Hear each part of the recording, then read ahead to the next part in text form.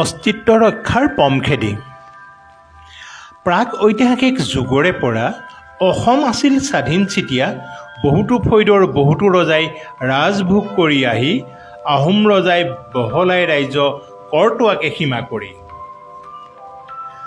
আহোম ৰাজ্যত ৰজা আছিল, ভালদৰে ৰাজ্য শাসন কৰিছিল। ৰাইজৰ মংগল সাধনৰ বাবে কৰিছিল ৰজাই চিন্তা, মন্ত্ৰী কটকী আছিল অনেক ৰাজ্যৰ গুৰি ধৰা। বৰফুকন উপাধিৰ লাচিত নামেৰে এজন লোকক সেনাপতি পাতিছিলে। সাহস দেখি চমক লাগিছিল স্বৰ্গদেউকে আদি কৰি, তাৰ ফলতেই পিছ হুহকি শত্ৰুৱে গৈছিল ফালৰি কাটি।